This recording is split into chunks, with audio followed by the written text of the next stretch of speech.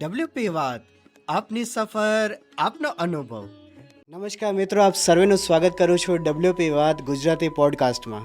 જેમ આપણે દર વખતે એક નવા ગેસ્ટની સાથે વાત કરતા હોઈએ છીએ, જાણતા હોઈએ છીએ. આપણે જાણીએ છીએ કે વર્ડપ્રેસ ટેકનોલોજીને લઈને આપણે ઘણા બધા ચર્ચાઓ કરતા હોઈએ છીએ. ઇન્ડસ્ટ્રીના લોકોને આપણે લઈને જે છે ઘણી બધી ચર્ચાઓ થતી હોય છે.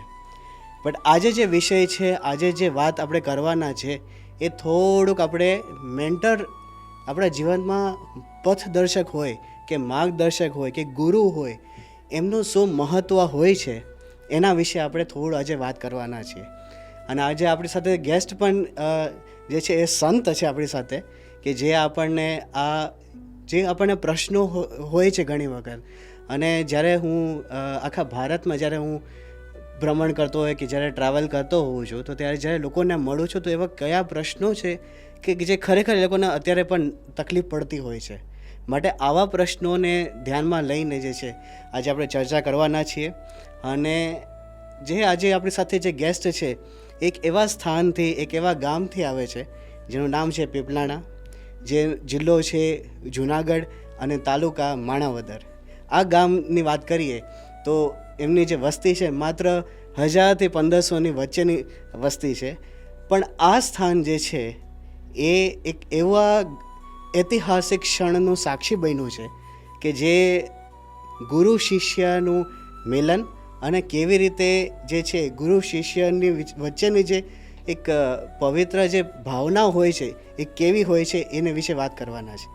આજે આપણે વાત કરવાના છે, પહેલા પડાવમાં થોડું આપણે વાત કરશું કે ગુરુનું આપણા જીવનમાં શું મહત્ત્વ હોય છે, કેમ આપણે જેમને ગુરુ ધાર્યા છે એમને ઊંડાણપૂર્વક સમજવું કેમ આપણા જીવન માટે જરૂરી છે. પહેલા ભાગમાં આ સમજવાનું. બીજા ભાગમાં એ કે જેમ આપણે વાત કરીએ છીએ કે જીવનના દરેક પડાવમાં આપણે માર્ગદર્શક, એટલે કે ઇંગ્લિશમાં મેન્ટર આપણે જે કહીએ, એ મેન્ટરની શું ભૂમિકા હોય છે. આપણે જે આપણા શાસ્ત્રો છે કે જે વેદ, પુરાણ, ઉપનિષદ, એમના આધારે આપણે જે ગીતાજી છે, કે આપણે જે ઋષિ મુનિઓની વાત કરીએ કે આચાર્ય ચાણક્ય છે કે સાંદીપની ઋષિ છે, કે આવા અનેક ઋષિ મુનિઓ જે છે, પતંજલિ ઋષિ જે છે, જેને પાસે આપણે યોગની કળાઓ જે છે એ આખા ભારતમાં, આખા વિશ્વમાં ફેલાયેલું છે. તો આવા ઋષિ મુનિઓના જે વાતો થયેલી હોય, કે આવા વેદોમાં જે વાતો થયેલી હોય, કે આવા ઉપનિષદમાં, એના આધારે આજે હાલમાં આપણે એવા કયા ગુણો છે કે જેના આધારે આપણે મેન્ટર આપણે જે છે એની પસંદગી આપણા જીવન માટે કે આપણા કરિયરના ગ્રોથ માટે કરી શકીએ. અને એ બધી વિશે આપણે આજે થોડીક ચર્ચા કરશું અને સમજવાનો પ્રયાસ કરશું. માટે આજે આપણી સાથે છે આપણા જે ગેસ્ટ છે, એમનું નામ છે પૂજ્ય શાસ્ત્રી શ્રી નીલકંઠ ચરણદાસજી સ્વામી, જેઓ પીપળાણા મંદિરથી છે. અને એમની સાથે આપણે આજે વાત કરીએ અને ચર્ચા કરીએ. સૌથી પહેલાં સ્વામીજી, આપનું હાર્દિક સ્વાગત કરું છું ડબલ્યુપી વાત ગુજરાતી પોડકાસ્ટમાં. આમ તો અમે હંમેશા ગુજરાતીમાં આ બધા ટેકનોલોજીના વિષયો હોય છે કે ઇન્ડસ્ટ્રીના વિષયો હોય છે, એમની સાથે વાત થતી હોય. લગભગ અમે આ પોડકાસ્ટમાં 20થી વધારે ગુજરાતના જે CEO છે ને એમનું અમે ઇન્ટરવ્યૂ કરી ચૂક્યા છે. એટલે આજે આ વિષયો એટલે બહુ મહત્ત્વનો હોય છે કે આપણે કરિયરમાં કંઈ ટેકનોલોજીમાં કંઈ એમ તો આગળ વધતા જઈએ છીએ આપણા બિઝનેસમાં ને બધી રીતે. પણ આ જ્યારે હું લોકોને મળું છું, જ્યારે મેં ભારતમાં બધે જોયું, તો એક એવો પ્રોબ્લેમ જોવા મળ્યો છે કે મેન્ટર કેમ સિલેક્ટ કરવા, કે આપણે ગુરુને શું કામ વધારે ધારવા જોઈએ, એમને ઊંડાણપૂર્વક જાણવું જોઈએ, એ વિષય ઉપર આજે થોડુંક હું તમારી પાસે જાણવા માંગીશ. તો સ્વામી, જ્યારે આપણે વાત કરીએ છીએ કે આ વિષય ઉપર, કે આજનો આપણો વિષય છે કે જીવનના દરેક પડાવમાં પથદર્શકની પહેચાન અને ભૂમિકા વેદ અને ઉપનિષદના આધારેની વાત કરીએ, તો એ પહેલાં સ્વામીજી આપના વિશે અને જે સ્થાનથી આપ આવો છો એના વિશે અમારા ઓડિયન્સને થોડું જણાવી દો કે આપે જે અધ્યાત્મ માર્ગમાં છો અને આપણે જે શાસ્ત્રનું જે બધું અધ્યયન કરેલું છે, તો એ યાત્રા કેવી રહી અત્યાર સુધીની? ખાસ તો અમે ભગવાન સ્વામિનારાયણ, કે જેમનું દીક્ષા સ્થાન પીપલાણા કહેવાય છે, એ પીપલાણા એટલે સ્વામિનારાયણ સંપ્રદાય માટે બહુ મહત્ત્વનું સ્થાન છે. સ્વામિનારાયણ ભગવાનના અંતર્ગત 4 સ્થાનો કહેવામાં આવેલા છે. એમાં એક તો પેલું છપૈયા જન્મસ્થાન, બીજું પીપલાણા દીક્ષા સ્થાન, ત્રીજું જેતપુર ગાદી સ્થાન અને ચોથું ગઢપુર અંતર્ધ્યાન સ્થાન. આ 4 ભગવાન સ્વામિનારાયણના અંતરંગ સ્થાનો છે. તેમાંનું બીજા નંબરનું સ્થાન એટલે પીપલાણા, કે જ્યાં ભગવાન સ્વામિનારાયણે પોતે પોતાના ગુરુ પાસે એટલે પોતાના ગુરુ રામાનંદ સ્વામીની પાસેથી દીક્ષા ગ્રહણ કરી અને એમની પાસેથી 2 નામોને ધારણ કર્યા, સહજાનંદ સ્વામી અને નારાયણ મુનિ. એ નામ જે જગ્યા ઉપર પડ્યું છે એવી પીપલાણા ભૂમિના અમે સંત છીએ. મારા ગુરુનું નામ સદગુરુ મોહન પ્રસાદ દાસજી સ્વામી છે અને મેં 30 વર્ષ થયા દીક્ષા લીધી છે. અને આપણે જ્યારે વિદ્યા અભ્યાસનું પૂછ્યું તો મેં આચાર્ય સુધીનો અભ્યાસ કર્યો છે અને ખાસ કરીને રામાનુજ વેદાંત, ભગવાન સ્વામિનારાયણનો સિદ્ધાંત વિશિષ્ટાદ્વૈત છે અને વિશિષ્ટાદ્વૈત સિદ્ધાંત ઉપર મેં આચાર્યનો અભ્યાસ કરેલો છે. અને અભ્યાસની અંદર પણ ગીતા, ઉપનિષદો અને વેદ ઉપર અમારા ગુરુ પાસેથી ઘણું બધું માર્ગદર્શન અમને મળ્યું અને એમના અનુભવો કે શાસ્ત્ર શું છે અને વેદાદિક શાસ્ત્રોનું મહત્ત્વ શું છે. માનવ જીવનની અંદર જ્યાં સુધી શાસ્ત્ર આવતું નથી ત્યાં સુધી માનવ જીવન ઉર્ધ્વ ગતિને પામતું નથી. એના વિશેનું ઘણું બધું ગુરુ પાસેથી શીખવા મળ્યું છે, જેની વાત હું તમારી આગળ જરૂર શેર કરીશ. એટલે મેં કર્ણાટકની અંદર મેલકોટા ગામ છે, ત્યાં 4 વર્ષ સુધી અભ્યાસ કર્યો. અહીંયા છારોડી ગુરુકુળ SGVP, ત્યાં 7 વર્ષ સુધી સંસ્કૃતનો અભ્યાસ કર્યો છે. અને અમારા ગુરુજી બહુ રામાનુજ સંપ્રદાયને અનુસરનારા બહુ પવિત્ર આત્મા છે. એ રામાનુજાચાર્યજીના પંથને અનુસરનારા છે એવા રામપ્રિયાજી પાસેથી મેં અભ્યાસ કરેલો છે. ખૂબ સરસ રીતે સ્વામીજી આપે જણાવ્યું કે જે પીપલાણા સ્થાન છે એનું શું મહત્ત્વ છે અને આપના વિશે આપણે જણાવ્યું કે આપને જે વેદાભ્યાસ ને બધું જે અભ્યાસ કરેલો છે એ કયા કયા સ્થાને આપે કરેલો છે. તો સ્વામીજી, જ્યારે આપણે આજનો જે વિષય છે એના ઉપર આપણે વાત કરીએ એ પહેલાં તમે જ્યારે અલગ અલગ સ્થાનોમાં જતા હોવો છો કે જે બધું જે છે, તો અત્યારે ગુરુનું જે સ્થાન જે રીતનું હોય છે એ તમને કેવું મહત્ત્વનું અત્યારે તમને જોવામાં આવે છે બધી જગ્યાએ? ગુરુનું સ્થાન તો મહત્ત્વનું છે, કારણ કે ગુરુ જ શબ્દની અંદર એમનો પ્રભાવ રહેલો છે. ગુરુનો અર્થ થાય ભારે, જે વજનદાર હોય એને ગુરુ કહેવાય. એટલે ગુરુનું સ્થાન, એનું મહત્ત્વ તો અજોડ છે. અને જે ભગવાનના અવતારો આ પૃથ્વી ઉપર પધાર્યા છે એ ભગવાનના અવતારોએ પણ ગુરુને ધારણ કર્યા છે. એટલે મહત્ત્વનું સ્થાન જો ન હોય તો ભગવાન ગુરુને ધારણ ન કરે. એટલે ગુરુનું સ્થાન તો અજોડ છે, એમની ભૂમિકા પણ અજોડ છે. અને ગુરુ વિના ક્યારેય પણ જીવનમાં ઉર્ધ્વગામી થઈ શકાતું નથી, એ વાત નિશ્ચિત છે. અને એમાંય પરમાત્માને પ્રાપ્ત કરવાની જ્યારે વાત આવે, અધ્યાત્મ જીવનની અંદર ડોક્યું કરવાની જ્યારે વાત આવે, ત્યારે ગુરુ તો અવશ્ય કરવા જ પડે. અને એમાંય જો સાચા સદગુરુ મળે તો જીવન ધન્ય થઈ જાય, એ વાત નિશ્ચિત છે. બીજું, ગુરુ જ્યાં સુધી નથી થતા ત્યાં સુધી કોઈ પણની ઉર્ધ્વગતિ થતી નથી. પણ ગુરુ સાચા મળવા જોઈએ. ગુરુ કરીએ તો સત અસતને ઓળખીને કરીએ. આપણે સામાન્ય જીવનની અંદર જ્યારે જોઈએ છીએ, આપણે આ જમાનાના લોકો હોય તો એ પણ એક વસ્તુની પસંદગી કરવા માટે થઈને કેટલી બધી વસ્તુને જોતા હોય છે. માની લો કે તમારે પેન્ટ શર્ટ લેવા હોય છે તો તમે કેટલા બધા પેન્ટ શર્ટ જોશો ત્યારે એમાંથી એક ચોઈસ કરશો.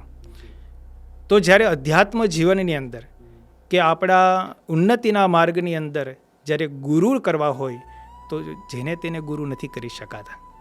એના માટે પણ બહુ જોવું પડતું હોય છે. એટલે ગુરુની ઓળખ કેમ કરવી, ગુરુ કેવા કરવા જોઈએ અને ગુરુ કરવાથી શું મહત્ત્વ થાય, જીવનમાં કેવી ઉન્નતિ આવે છે, એ બહુ સમજવા જેવું હોય છે.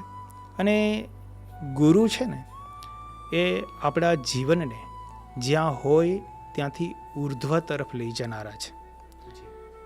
એટલે ગુરુનું સ્થાન તો સૌથી ઊંચું છે. હું તમને એક ભાગવતનું દૃષ્ટાંત આપીશ કે ભાગવતમાં વેદ વ્યાસજી જે ભાગવતના રચયિતા છે, પણ જ્યારે ગુરુ સ્થાનેથી ઉપદેશ અપાતો હોય ત્યારે સુખદેવજી એમના પુત્ર છે અને શિષ્ય પણ છે, પણ એ સુખદેવજી મહારાજ જ્યારે વેદની પીઠિકા ઉપર બેઠા હોય અને ગુરુના સ્થાન ઉપર બેઠા હોય ને ઉપદેશ આપતા હોય ત્યારે સ્વયં પિતા અને ભાગવતના લેખક પણ નીચે બેસીને સાંભળતા હોય. આ ગુરુની મહત્તા છે. સ્વયં પરમાત્મા, જેને અનંત કોટી બ્રહ્માંડના અધિપતિ કહી શકાય, એ પણ જ્યારે ગુરુના દ્વાર તરફ જાય ત્યારે એ પણ ગુરુની નીચે બેસે છે. આ ગુરુના સ્થાનની મહત્તા છે. એટલે ગુરુનું સ્થાન બહુ ઊંચું હોય છે. બીજું તમે શું જાણવા ઈચ્છો છો? સ્વામી, બહુ સરસ રીતે તમે વાત કરી અને ખૂબ જ ઊંડાણપૂર્વક ડિટેલમાં સરસ રીતે તમે કીધું કે ગુરુનું મહત્ત્વ જીવનમાં કોઈ પણ માટે જે છે એ શું કામે છે, અને જે વેદોમાં કે ઉપનિષદમાં જે છે એમનું વર્ણન થયું હોય એના આધારે તમે જે વાત કરી, જે બધી જે છે એ કે કેટલું મહત્ત્વનું છે, અને શું કામે ગુરુ જે છે એની સાચી પહેચાન થાય ત્યારે આપણે ઉર્ધ્વ ગતિ તરફ જઈએ, ત્યારે આપણી પ્રગતિ થતી હોય. પછી કોઈ પણ ક્ષેત્ર હોય આપણા માટે તો એમાં એ આપણને કામ લાગતું હોય છે. તો જ્યારે સ્વામી આપણે એવું વાત કરીએ કે જ્યારે આપણા વિષય ઉપર આપણે વાત કરવું છે, તો એમાં સૌપ્રથમ પહેલાં એ સમજવા માગું છું કે આપણે ગુરુ શિષ્યનું જે છે એ જીવનમાં શું એનો સાર છે અને શું એનું જે આપણા માટે બહુ અગત્યનું હોય છે. તમે જે શબ્દ બોલ્યા એ બહુ મહત્વનો અને બહુ સુંદર બોલ્યા કે ગુરુ અને શિષ્યના જીવનમાં સાર શું છે. ગુરુ અને શિષ્યના જીવનનો સાર એટલો જ કે બ્રહ્મની ઓળખ કરવી. તે ગુરુ છે એ બ્રહ્મને જાણે છે અને શિષ્ય છે એ ગુરુ પાસેથી બ્રહ્મને ઓળખે છે. જીવનનું સાચામાં સાચું સાર કોઈ હોય તો પરબ્રહ્મ તત્વની પ્રાપ્તિ કરવી એ છે. કારણ કે આપણે બધા જીવ છીએ, પણ આપણે બ્રહ્મના એક અંશરૂપ પણ છીએ. એટલે જ્યાં સુધી આપણે આપણું સ્વરૂપ નહીં ઓળખીએ ત્યાં સુધી આપણે પરબ્રહ્મને પ્રાપ્ત ક્યારેય પણ નહીં થઈ શકીએ. એટલે ગુરુનું સૌથી મોટું કોઈ મહત્વ હોય તો એ છે કે આપણને આપણું સ્વરૂપ ઓળખાવે છે અને આપણે જેના છીએ એની આપણને એ ઓળખ કરાવે છે, અને કઈ રીતે આ જીવાત્મા પરમાત્માને પામે, કઈ રીતે આ જીવ શિવ બને, એનો જે માર્ગ છે એ ગુરુ થકી મળે છે. એટલે જીવનમાં શ્રેષ્ઠતમ કોઈ સાર હોય તો એ છે. બાકી મનુષ્ય જીવનમાં આપણે એ સાર નથી કે સારામાં સારી સંપત્તિ પ્રાપ્ત થાય, સારામાં સારું સુખ મળે. એ સુખ અને સંપત્તિ બધું આ લોકનું છે, પણ સાચું સુખ એ છે કે પરમાત્માનું સાક્ષાત દર્શન થવું, અને પરમાત્માનું સાક્ષાત ગુરુની કૃપા વિના ક્યારેય પણ થઈ શકતું નથી. એટલે શિષ્યના જીવનમાં ગુરુનું મહત્ત્વ એટલા માટે છે કે ગુરુ જ છે એ પરમાત્માનો સાક્ષાત્કાર કરાવી શકે છે. અને તમે વેદો ઉપનિષદો એનો સાર જુઓ. વેદ વ્યાસજીએ ઉપનિષદોની અંદર, વેદોની અંદર, બ્રહ્મસૂત્રોની અંદર, શ્રીમદ ભગવદ્ ગીતાની અંદર પરમાત્માના સ્વરૂપનું અને આત્માના સ્વરૂપનું પ્રતિપાદન કર્યું છે. જો શાશ્વત આ વસ્તુ ન હોય તો વેદ વ્યાસજી જેવા પરમાત્માના સ્વરૂપરૂપ અને સર્વ આચાર્યોના અધિપતિ કહી શકાય એવા વેદ વ્યાસજી પોતાના જીવનના સારભૂત આ ગ્રંથો છે, એ ગ્રંથોની અંદર આત્મા અને પરમાત્માના સ્વરૂપનું પ્રતિપાદન શું કામ એને કરે? એમણે ક્યારેય જીવનમાં કેમ ઉન્નતિ થાય એ વિશે કહેવા કરતાં કઈ રીતે જીવનમાં પરમાત્માને પ્રાપ્ત કરી શકાય અને કઈ રીતે પોતાના સ્વરૂપનું ઓળખાણ થઈ શકે એના વિશેની વાતો વધારે કરી છે. એટલે અધ્યાત્મ માર્ગ છે ને એ બહુ મહત્વનો માર્ગ છે.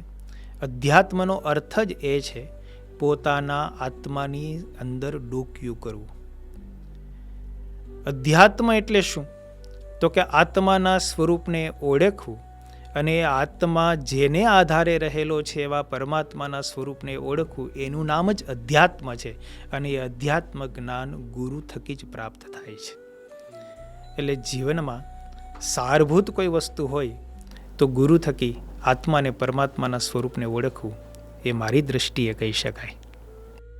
બહુ અગત્યની વાત છે મિત્રો કે જ્યારે આપણે અધ્યાત્મ માર્ગમાં ખાસ કરીને વાત કરતા હોય, આપણે આગળ વધવું હોય, એમાં જો ગુરુની સાચી ઓળખાણ ના થાય તો ક્યાંક ને ક્યાંક એવું થાય કે આપણે ડાયરેક્શન લેસ થઈ જઈએ.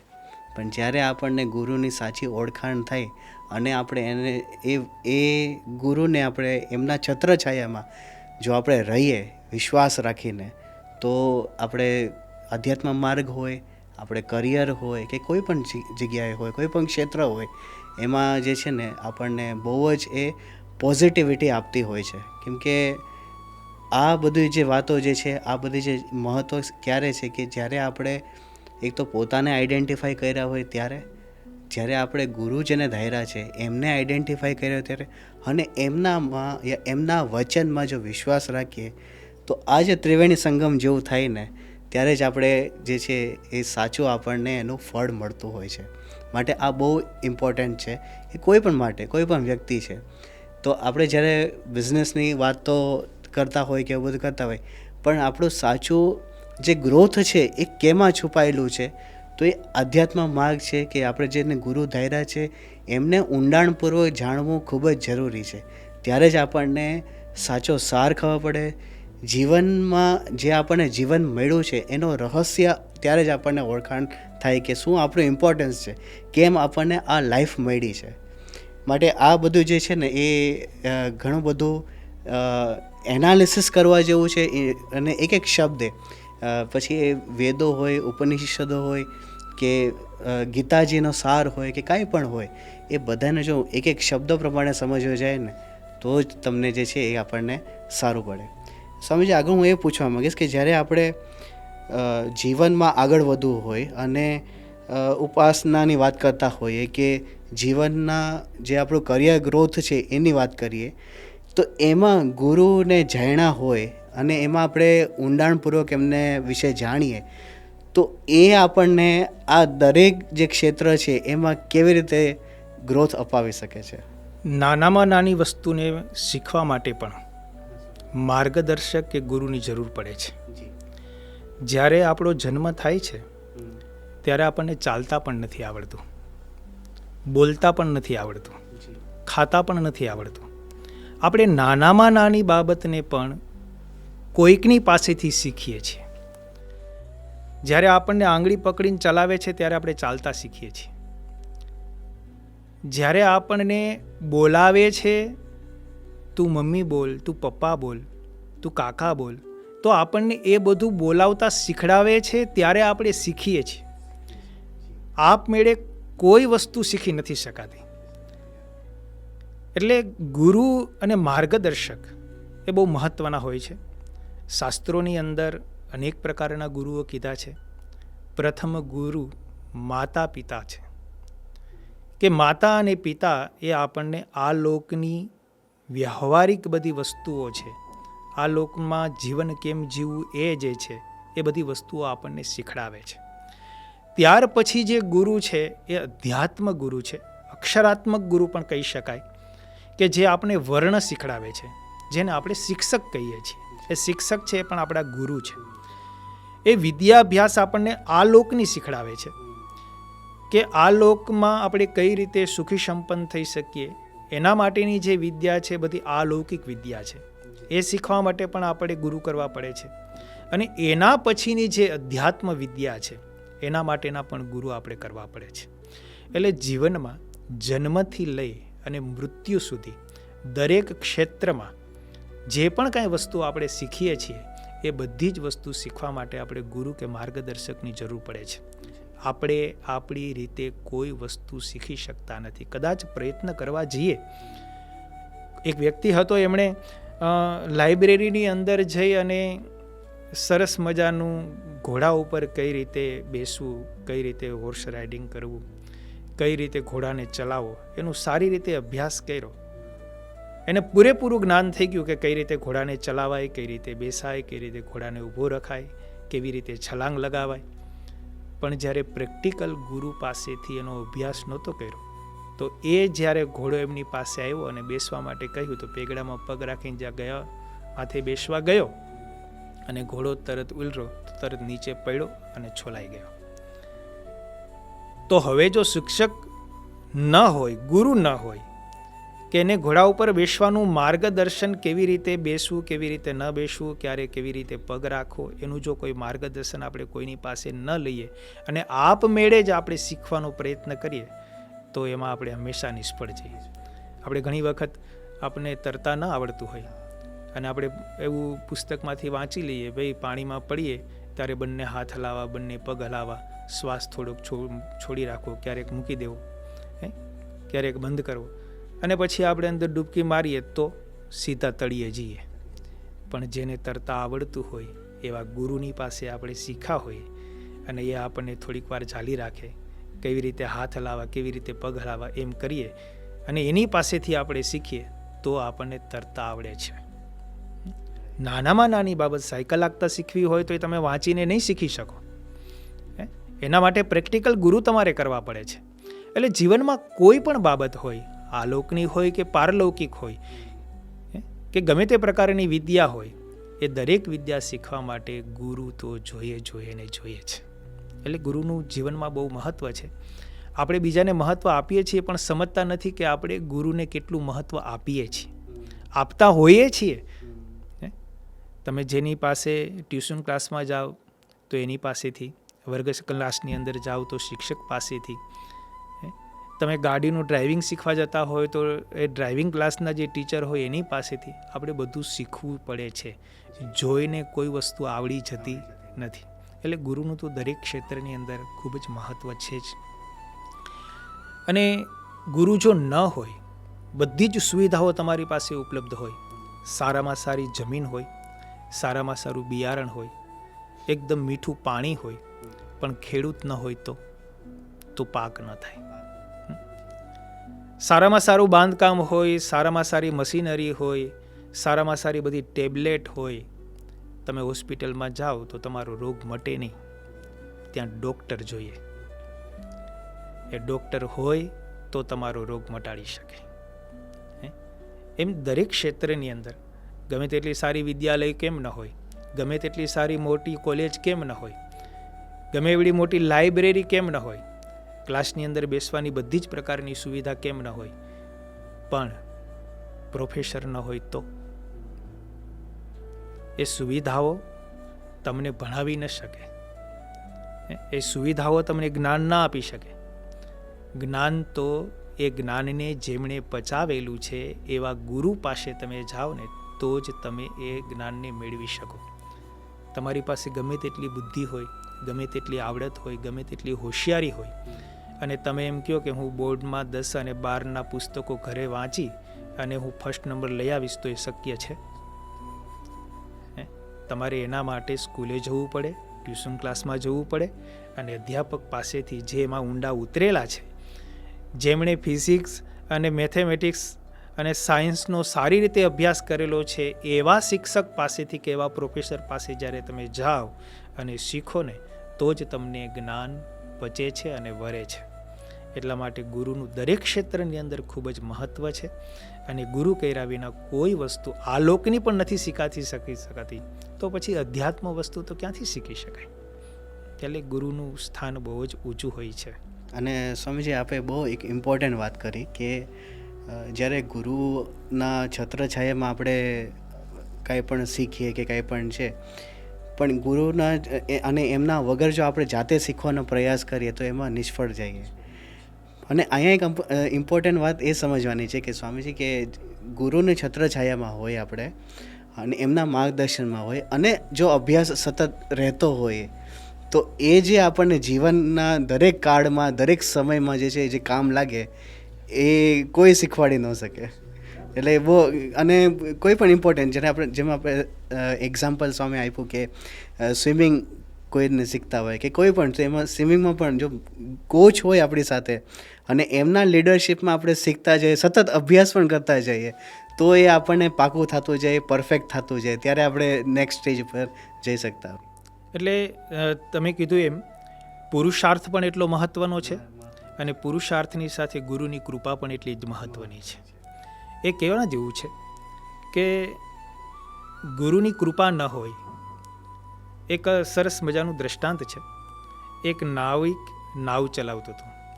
એ નાવ ચલાવવા માટે એની પાસે બંને હડસેલા હતા કે જેને આપણે ચલાવવા માટે, નાવને ચલાવવા માટે 2 દંડ કહીએ છીએ.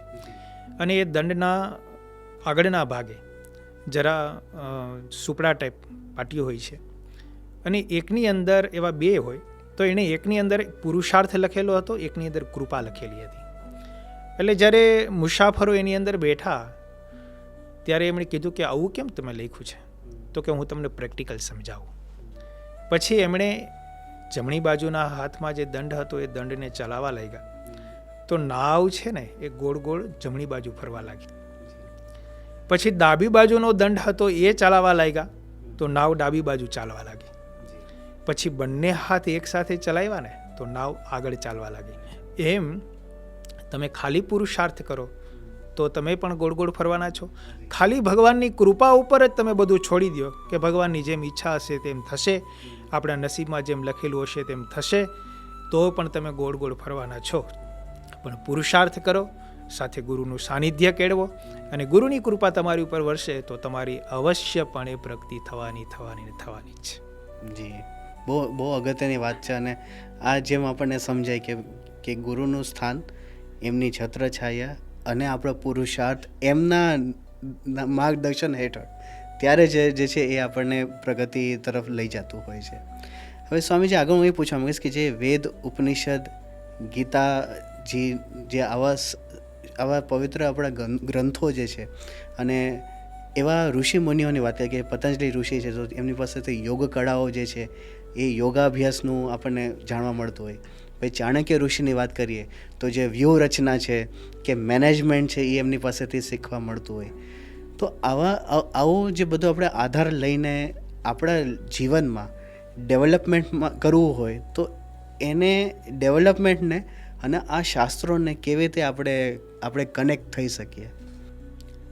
શાસ્ત્રો છે ને એ બહુ મહત્ત્વના હોય છે. શાસ્તિ ઇતિ શાસ્ત્ર. જે તમારી ઉપર શાસન કરે એને શાસ્ત્ર કહેવાય.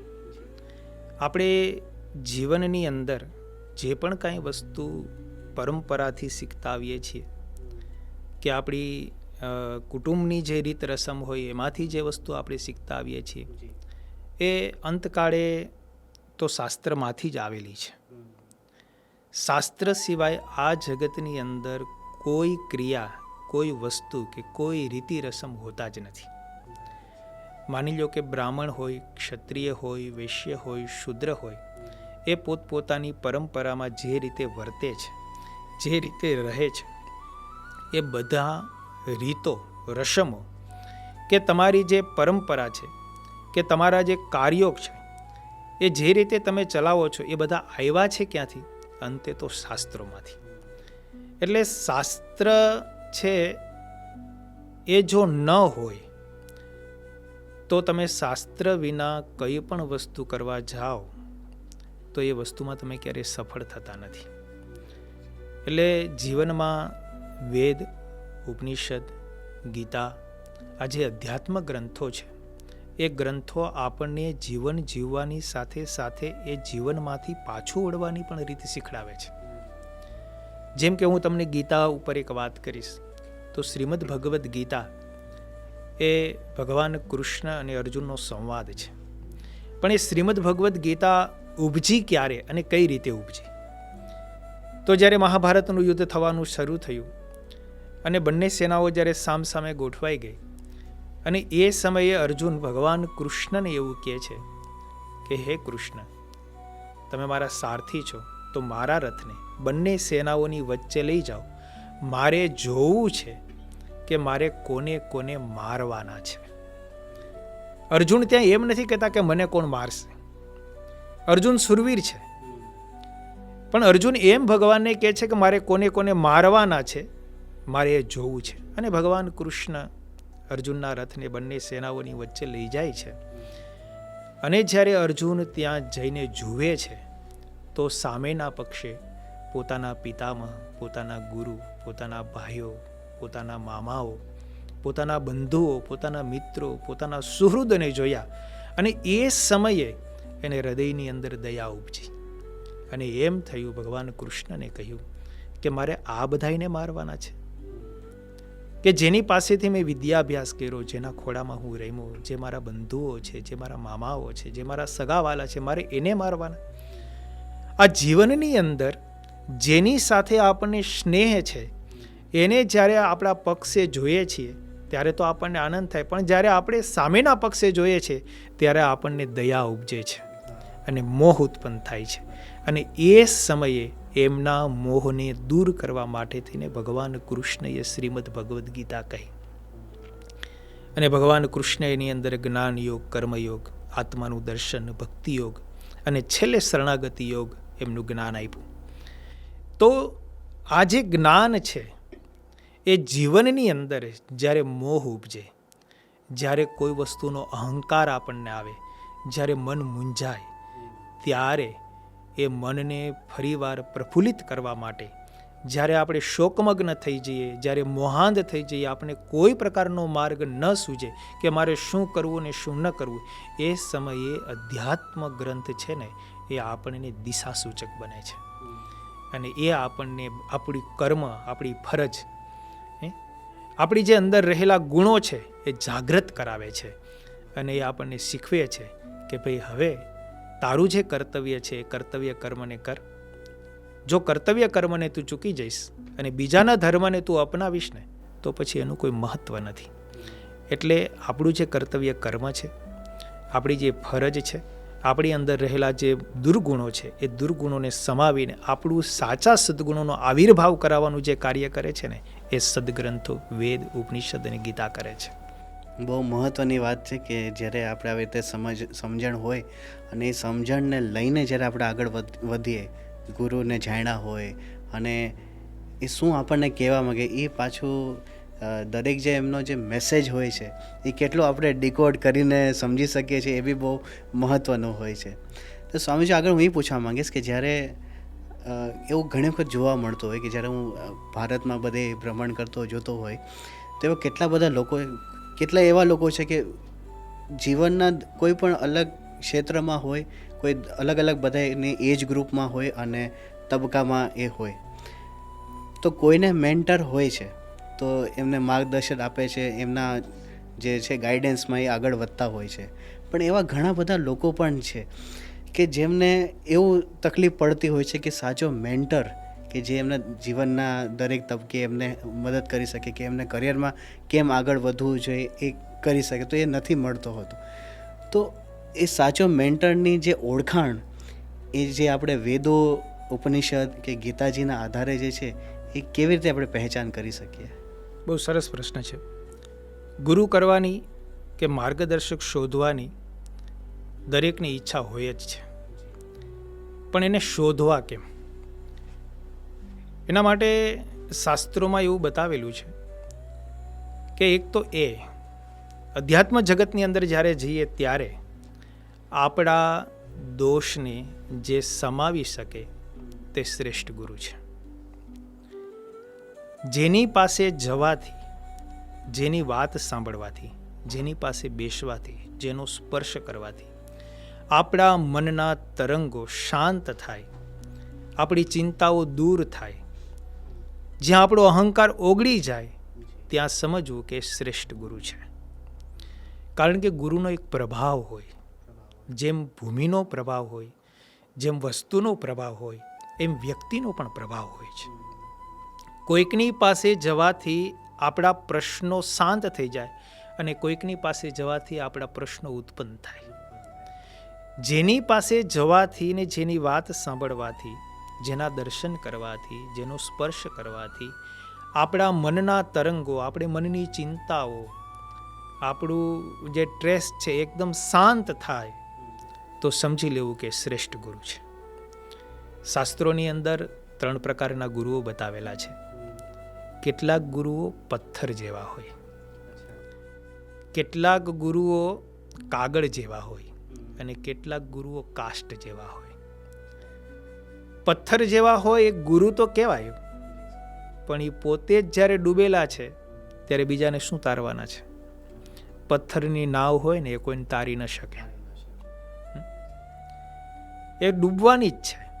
એમ જે ડૂબેલા છે એને તમે ગુરુ કરો તો તમને પણ એ ડૂબાડવાના છે. કેટલાક ગુરુ છે એ કાગળ જેવા હોય. કાગળની નાવ હોય તો એ પોતે તરે પણ એ બીજાને ન તારી શકે. તો એ કાગળના નાવ જેવા ગુરુ છે સારા, પણ જ્યારે પોતાને જ તારી શકે એમ નથી તો પછી એને ગુરુ કરવાનો પણ લાભ શું? પણ કેટલાક ગુરુ છે ને એ કાષ્ટની નાવડી જેવા હોય, એ પોતે તો તરે પણ બીજાને પણ તારે. એટલે ગુરુ કરવા ને તો એવા કરવા જે પોતે તરે અને બીજાને તારે. જે ઉપર ઉઠેલો હોય ને એ આપણો હાથ પકડીને ઉપર લઈ જાય, પણ જે નીચે છે એ આપણને કઈ રીતે ઉપર લઈ જવાનો છે? એટલા માટે ગુરુને ઓળખવા એ બહુ મહત્વનું પાસું છે. ગુરુને ઓળખવા માટે એક બીજો પણ મહત્વનો મુદ્દો એ કહી શકાય કે જેના માર્ગદર્શનથી આપણે જે સમયની અંદર આગળ વધવાના હોય એના કરતાં ટૂંક સમયમાં જ જો આગળ વધી જઈએ તો સમજવું કે એ આપણને સાચા ગુરુ મળ્યા છે. સ્વામી રામકૃષ્ણ પરમહંસ નદી કિનારે બેઠા હતા. કોઈકે એમને પૂછ્યું કે શિષ્યના જીવનમાં ગુરુનું શું મહત્વ? એટલે રામકૃષ્ણ પરમહંસે કીધું કે પેલી નાવડી છે એ નાવડીમાં બેસીને કલકત્તા જવું હોય તો કેટલો સમય લાગે? એટલે શિષ્યે કીધું કે 5 કલાક થાય. પછી રામકૃષ્ણ પરમહંસે કીધું કે એ નાવડીને તમે આગબોર્ડની સાથે બાંધી દો તો તમે કેટલા સમયમાં પહોંચો? તો કે તો અડધો કલાકમાં પહોંચી જઈએ. બસ એમ શિષ્યના જીવનમાં ગુરુનું એ સ્થાન હોય કે તમે ગુરુની સાથે જોડાઈ જાઓ ને તો તમે અડધો કલાકની અંદર ત્યાં પહોંચી જાઓ. મચ્છર હોય અને અમેરિકા જવું હોય તો કેટલી વાર લાગે? પણ કોઈ અમેરિકા જતું હોય એની બેગ ઉપર બેસી જાય અને પ્લેનમાં ચડી જાય તો એ અમેરિકા પહોંચી જાય કે ન પહોંચી જાય? એમ ગુરુ છે ને એનું તમે કાંડું પકડી લ્યો, એના પગ પકડી લ્યો તો તમને એ તારે. ભાગવતજીના અષ્ટમ સ્કંદમાં એક બહુ સુંદર કથા છે. ગજેન્દ્ર મોક્ષની કથા આવે છે. તમે કદાચ એ કથાને સાંભળી હશે કે જૂડ હતો, મગર હતો, એમણે ગજેન્દ્રનો પગ પકડ્યો. ગજેન્દ્ર શક્તિશાળી હતો, એનામાં અપાર બળ હતું, પણ મગર હોય ને એને માટે એવું કહેવાય કે એ પાણીની બહાર હોય ને તો કૂતરા પણ એને મારી નાખે, અને પાણીની અંદર હોય ને તો એની અંદર અપાર શક્તિ અને સામર્થ્ય આવે કે હાથી જેવા હાથીને પણ અંદર ખેંચી જાય. એ મગર પણ બહુ શક્તિશાળી હતો, હાથીને ઊંડે ઊંડે ખેંચવા લાગ્યો. જ્યારે એમના પત્નીઓ, એમના પુત્રો જ્યારે મગરને, હાથીને બચાવી ન શકી અને હાથીએ નક્કી કર્યું કે હવે મારું મૃત્યુ નજીક છે, અને એ સમયે એણે ભગવાનની સ્તુતિ કરી. અને ભગવાનની સ્તુતિ કરી, ભગવાન વિષ્ણુ ગરુડ તજીને પાળા પધાર્યા, ગજ સારું મહારાજ એમ કહેવાય. અને ભગવાન પધાર્યા અને ભગવાને સુદર્શન ચક્ર છોડ્યું અને મગરનું મસ્તક છેદી નાખ્યું અને હાથીને બચાવી લીધો. એમ તમે એવાનો પગ પકડો કે પેલા ભગવાન તમારી મુક્તિ કરે અને પછી એની મુક્તિ કરે. એમ ગુરુ એવા પકડવા કે જે આપણને છોડાવે અને પોતે પણ છૂટે. જ્યારે એ ઉર્ધ્વ હોય ને, આકાશમાં વિહાર કરનારા હોય, એવાને તમે પકડી લો તો એ તમને અવશ્ય ઉર્ધ્વગામી બનાવી શકે. બહુ મહત્વપૂર્ણ વાત છે કે ગુરુની ઓળખાણ કેવી રીતે કરવી, અને જ્યારે જાણ્યા છે તો એમની પાસે કેવી રીતે આપણે રહેવું જોઈએ, કેવી રીતે આપણે એને સમજવું જોઈએ, ત્યારે જે છે આપણે એમની સાથે આગળ વધી શકતા હોઈએ છીએ. બહુ મહત્વપૂર્ણ.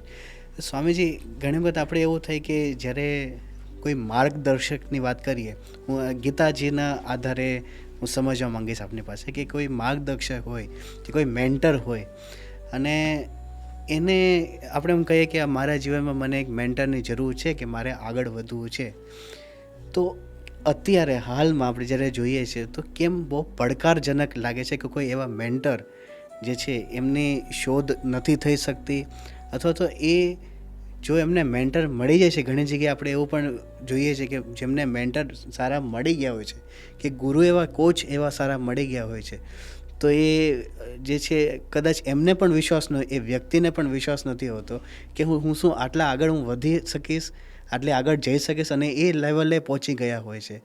તો ગીતાજીના આધારે આપણે સમજવાનો પ્રયાસ કરીએ તો આને કેવી રીતે સમજી શકાય?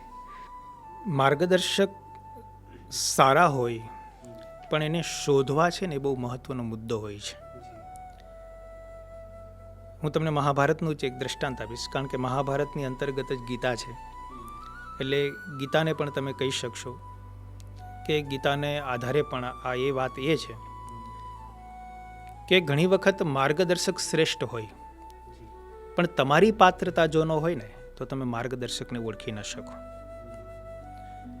અને ઘણી વખત એવું હોય કે પોતાની પાત્રતા શ્રેષ્ઠ હોય પણ એને જો માર્ગદર્શક ખરાબ મળી જાય તો પોતાની શ્રેષ્ઠતા પણ ગુમાવી બેસે છે.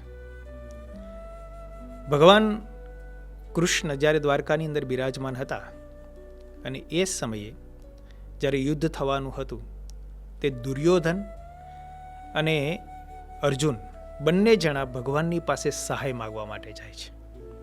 હવે બંનેની પાત્રતામાં જુઓ કેટલો ફરક છે. દુર્યોધન છે દુષ્ટ બુદ્ધિ છે, અર્જુન છે સદબુદ્ધિ છે. બંને જણા ભગવાન પાસે જાય છે અને ભગવાન જ્યારે શયન કરતા હોય છે, પ્રથમ દુર્યોધન પહોંચે છે અને દુર્યોધન ભગવાન શયન કરે છે એ સમયે ભગવાન જાગે એની રાહ જોવા માટે થઈ અને દુર્યોધન ભગવાનની બાજુમાં જ્યાં બેઠક હતી ત્યાં બેસી જાય છે. અને અર્જુન પછી જ્યારે આવે છે, ભગવાન શયન કરતા હોય છે અને અર્જુન ભગવાનના ચરણ પાસે ભગવાન જાગે એની રાહ જોતા હાથ જોડીને ઊભા છે. એટલે શ્રેષ્ઠ ગુરુ હોય પણ જો શિષ્યની પાત્રતા ન હોય તો શ્રેષ્ઠ ગુરુ પણ મળતા નથી, અને શિષ્યની પાત્રતા હોય અને શ્રેષ્ઠ ગુરુ મળી જાય છે. અને ભગવાન જ્યારે જાગ્યા ત્યારે ભગવાનની દ્રષ્ટિ પેલા ચરણ સામે ઊભેલા અર્જુન તરફ પડી. એટલે ભગવાને તરત કહ્યું, અર્જુન તમે આવ્યા? એટલે દુર્યોધન બાજુમાં બેઠો હતો ને એમણે કહ્યું કે પ્રભુ પહેલા હું આવ્યો છું. એટલે ભગવાને બાજુમાં જોયું, દુર્યોધન આવેલા હતા. એટલે ભગવાને બહુ સરસ વાત કરી, તમે પહેલા આવ્યા હશો પણ મેં પહેલા અર્જુનને જોયા છે. પછી ભગવાને કીધું તમે બંને શા હેતુથી આવ્યા? એટલે કીધું કે અમારા બંને વચ્ચે યુદ્ધ થવાનું છે, અમે બંને તમારી પાસે સહાય લેવા માટે આવ્યા છીએ, તમે અમને બંનેને મદદ કરો.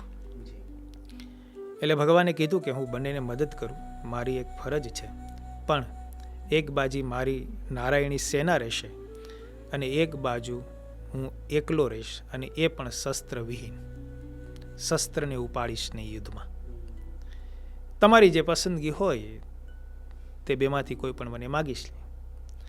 પણ પછી ભગવાને કીધું કે મેં પેલા અર્જુનને જોયો છે એટલે અર્જુનને માગવાનો પેલો અધિકાર છે, અને આમે દુર્યોધન કરતા અર્જુન નાના છે એટલે નાનાને માગવાનો અધિકાર પહેલા હોય છે. એટલે અર્જુને ભગવાનને કીધું, પ્રભુ મારે તમારી નારાયણી સેના નથી જોતી, મારે તમે જોઈએ છે. એટલે દુર્યોધન મનમાં રાજી થયો કે જેને શસ્ત્ર ઉપાડવાના નથી એ કૃષ્ણને માગીને મારે શું કામ છે? મારે તો યુદ્ધ કરવાનું છે, તો યુદ્ધમાં તો સેનાની જરૂર પડે, તો હું નારાયણી સેનાને જ રાખી લઉં. એટલે પસંદગી કરવી ને એના માટે પાત્રતા જોઈએ. તમારી પાત્રતા જો હોય ને તો તમને અવશ્ય ગુરુ સારા જ મળે. જો તમને સારા ગુરુ ન મળ્યા હોય તો સમજી લેવું કે હજી તમારી પાત્રતા નથી.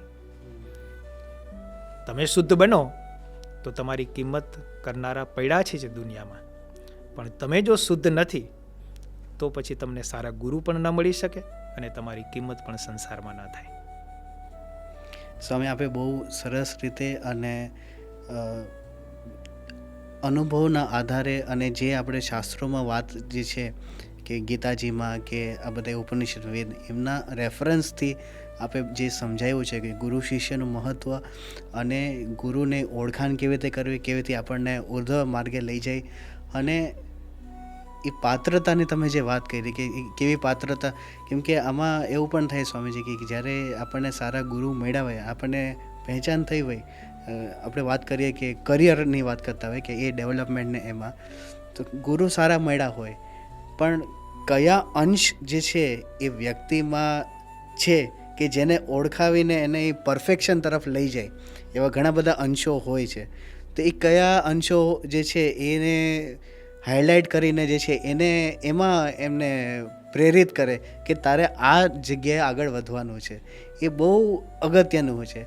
તો સ્વામીજી આટલું સરસ આપણે જે વાત થઈ રહી છે એમાં એપિસોડનું જ્યારે એન્ડ તરફ છે, તો મારો એક છેલ્લો પ્રશ્ન એક એવો છે કે જ્યારે વ્યક્તિ તરીકે કોઈ પણ હોય એમને પોતાને સેલ્ફ કેરની વાત કરીએ અથવા તો જે શાંત ચિત્ત રહેવું, તો એ આ જે શાસ્ત્રો જે છે વેદને એના આધારે વાત કરીએ તો એવા કયા પાઠ જે આપણે કહીએ કે લેસન્સ જે છે એ આપણને જીવનમાં કામ લાગે, કે શાંતચિત્ત કેવી રીતે રહેવાય, કે પોતે કેવી રીતે, કેમ કે ઘણી વખત એવું થાય કે ઉતાવળમાં કરેલું કામ જે છે એ બહુ નુકસાની બહુ મોટી થતી હોય, તો પોતાને શાંત રાખવું, કે પોતે જોતા જાય કે એનાલિસિસ કરતા જાય કે આપણે જે ગુરુ પાસેથી સમજીએ છીએ કે જેમને ગુરુ ધાર્યા છે એ આ બરાબર જઈ રહ્યા છે કે જે ડાયરેક્શન, તેમાં જે આ શાસ્ત્રો છે એમનો આધાર આપણે કેવી રીતે લઈ શકીએ.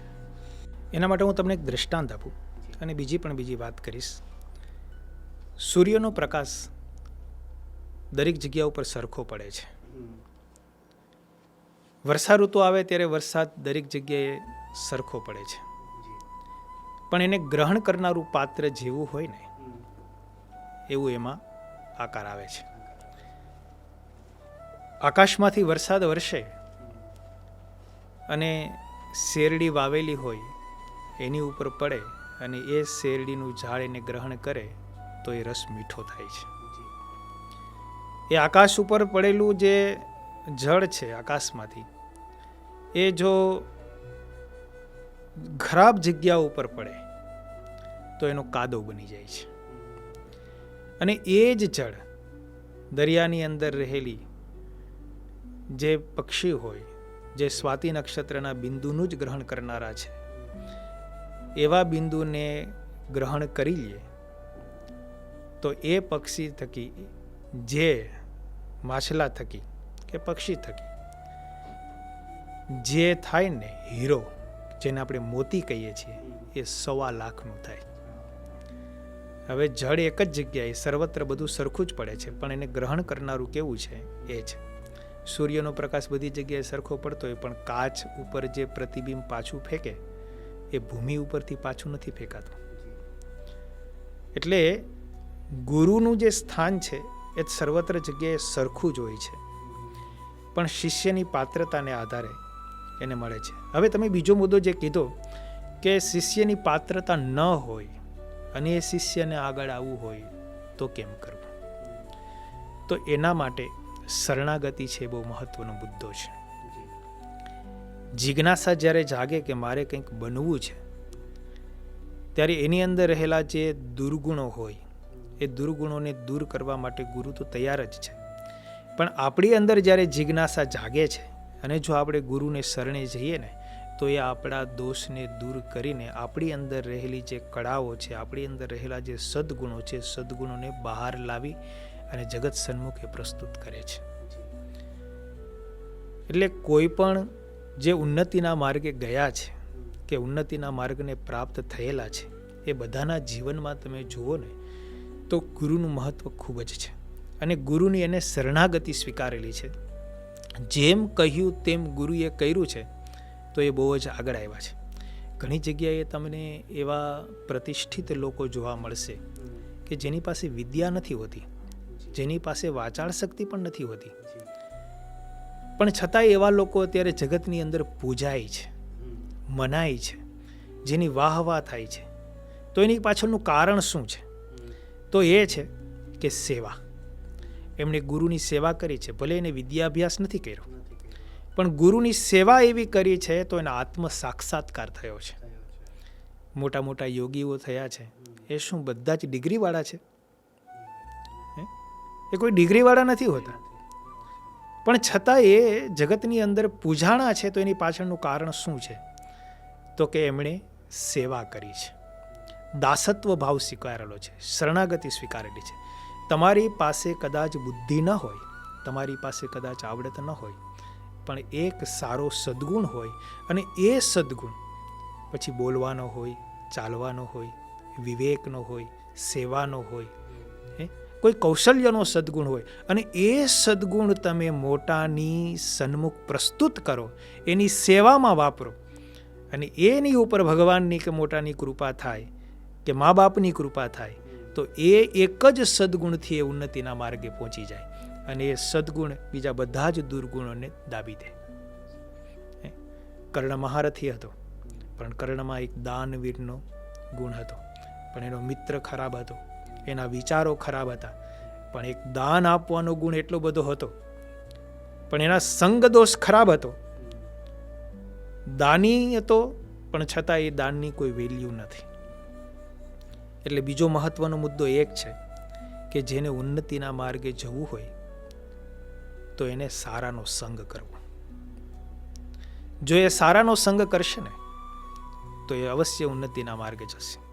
હું તમને એક વાત કહું, તમને ઇંગ્લિશ નથી આવડતું, તમે ભણેલા પણ નથી, પણ જે લોકો ઇંગ્લિશ બોલે છે એવા લોકોની સાથે તમે રહેવા લાગો તો તમને ઇંગ્લિશ ભાષા આવડી જશે.